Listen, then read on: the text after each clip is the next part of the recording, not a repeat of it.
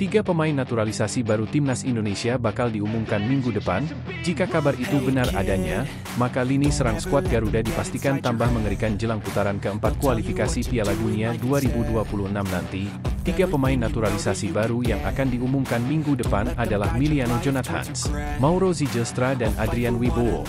Kabar rencana soal pengumuman ini cukup ramai jadi pembicaraan di media sosial. Salah satu akun Instagram Indonesia ikut memberitakan kabar tersebut. Hai Mauro Zijlstra, Miliano Jonathans, Wibowo 77. Udah pada gak sabar berseragam merah putih ya? Tulis akun tersebut. Ya udah gak siap-siap buat minggu depan ya. Ditunggu kedatangannya ya. Lanjut mereka. Sebelumnya, kabar mengenai proses naturalisasi para pemain tadi memang sempat disampaikan Ketua Umum, Ketum, PSSI, Erick Thohir. Erick Thohir mengatakan proses naturalisasi sudah masuk ke Kementerian Hukum, Kemenkum.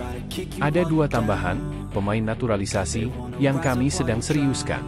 Dan, sepertinya tadi malam, dua-duanya sudah komitmen untuk bergabung, kata Erick Thohir kepada awak media.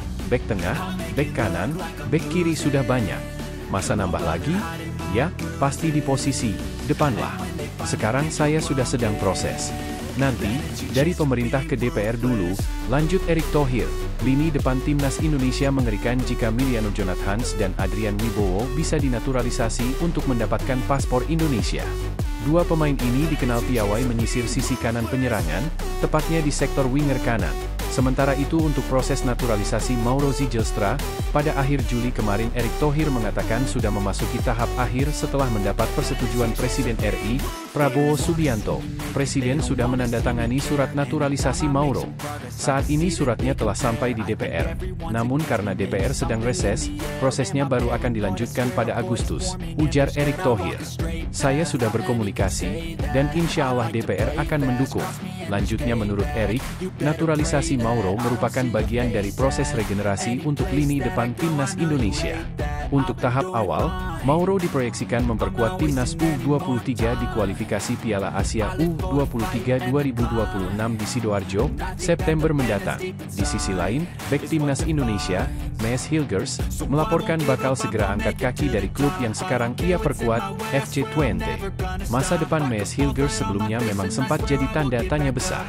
Ia dilaporkan ingin pindah ke klub lain pada musim panas 2025 ini. Pintu keluar dari Twente semakin terbuka lebar setelah klub Eredivisie itu mendatangkan 2 bek baru yakni Robin Proper dan Staff Lemkin. Hanya saja, meski disebut menarik minat sejumlah klub, tapi tak ada yang melakukan pendekatan resmi. Namun kini ada kabar baik bagi Mees Hilgers.